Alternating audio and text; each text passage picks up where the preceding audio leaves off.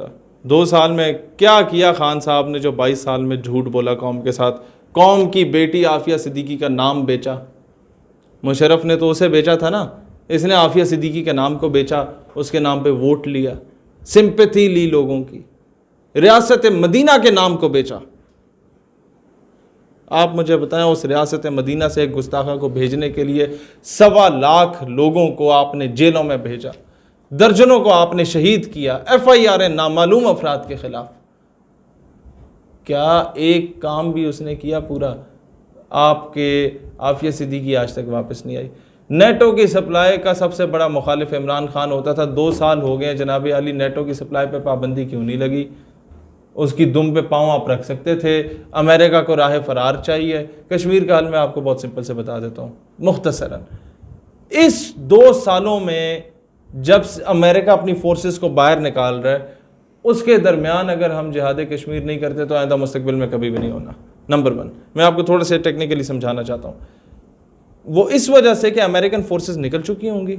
आप कश्मीर में घुसेंगे, इंडिया यहाँ से मारेगा, वहाँ से अमेरिका मारेगा आपको।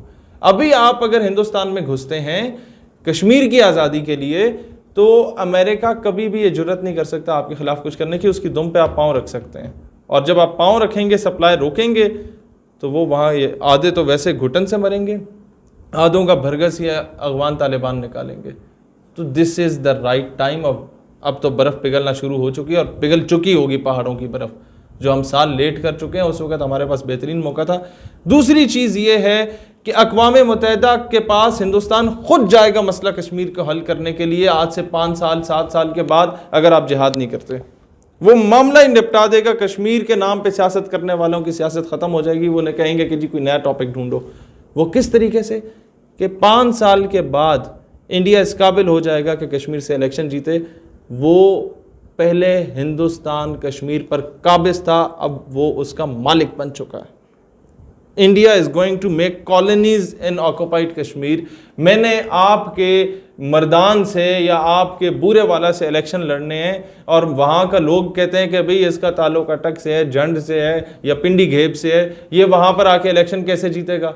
तो मैं जंड और पिंडी घेब के लोगों को यहाँ से उठा के बूरे वाला में भेजूंगा, उनके वोट रजिस्टर कराऊंगा। अपने वोट ज़्यादा हो जाएंगे मेरे, जब 40,000 बंदों को भेज के वो मुझे वोट डालेंगे, 5-7 हज़ार बूरे वाला वाले अगर दे दें, तो तब मैं जीतूंगा। इंडिया यही कर रहा है कि हिंदू पंडिट्स को वहाँ शिफ्ट कर रहा है कश्मीर में। अब who doesn't wants to become a citizen of Kashmir? खूबसूरत जगह है, प्यारा इलाका है, अच्छा मौसम है, वहाँ घास के पत्ते खाने वाले, फुटपाथ पे सोने वाले और वहीं पर वॉशरूम यूज़ करने वाले, उसका भी ज़बरदस्ती टैक्स देने वालों को जब एक जन्नत मिल रही है, who doesn't wants to. Issue ये है कि जब वहाँ पर हिंदुओं की आबादी ज़्यादा हो जाएगी, इंडिया जाएगा जनाब प्लेबिसाइट करा दो, जैसे हम कहते हैं इलेक्शन करा दो या रेफरेंडम करा दो, और फैसला इंडिया के हक़ में। लीडरशिप, मगरब हमारे लिए वैक्सीन ही नहीं बनाता, सिर्फ मगरब हमारे लिए मेडिसिन ही नहीं बनाता, सिर्फ मगरब हमारे लिए तालीमी निसाब ही नहीं बनाता, सिर्फ मगरब हमारे लिए लीडर्स भी बनाता है। जब तक ये प्लांटेड लीडरशिप, जो कभी काउंसलर भी ना रहा हो, उस शौकत अजीज़ को उठा के पाकिस्तान में बतौर वज़ीर आज़म ला के खड़ा कर दिया जाए, ज़िला अटक से जितवा के, और उसके बाद वो वापस चला जाए अपने काम करने के बाद। जिस मुल्क में ये कुछ हो रहा हो, डू यू थिंक कि वहाँ पर इतना गंदा सिस्टम वो जिहाद की तरफ जाएगा? कभी भी नहीं जाएगा।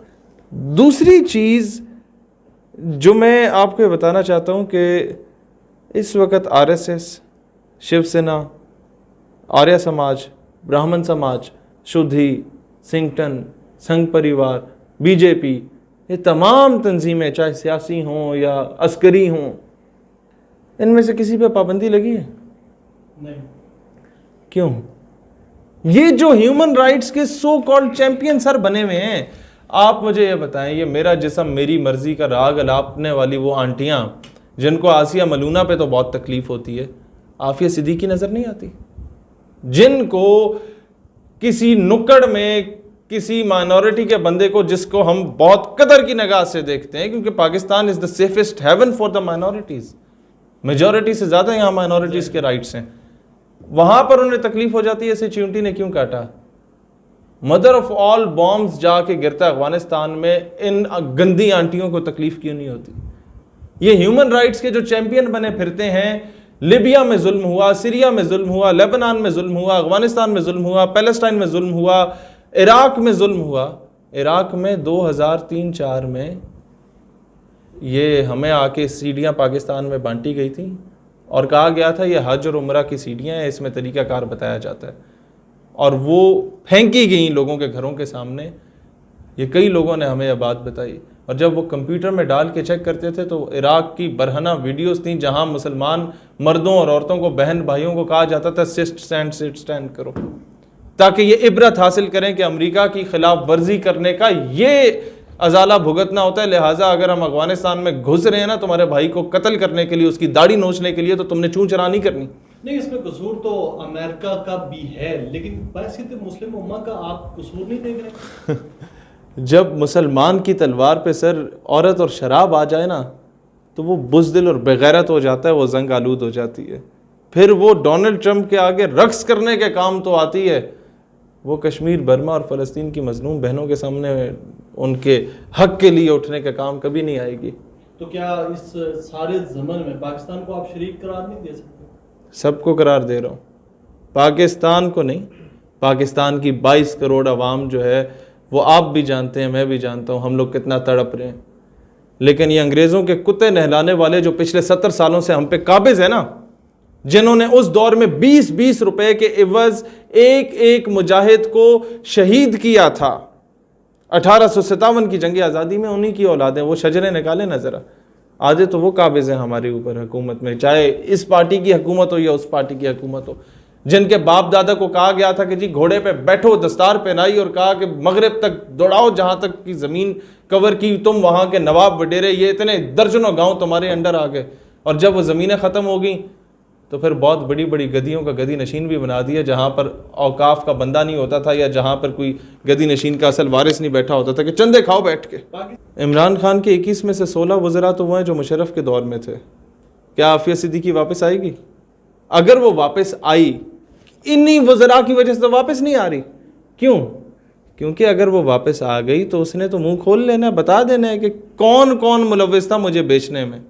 तो ये जो मसनद वजारत पे बैठे हुए हैं ये तो गलियों में टंगे हुए होंगे। मुझे बताया ना OIC के फोरम में क्या फ़ैसला होगा कि कश्मीर में होने वाले मजालिम की मजम्मत करते हैं, यही होता है। मजम्मत से ज़्यादा तो कुछ भी नहीं होता। तो कश्मीर आज़ाद हो गया। नहीं, क्या इस तमाम सिनेरियो में OIC को अपना किरदार अदा नहीं करना चाहिए? मुसलमानों के जितने ममालिक हैं, आप कुछ भी नहीं करना चाहिए, बात कर रहे हैं ना? किसी को कुछ भी नहीं करना चाहिए।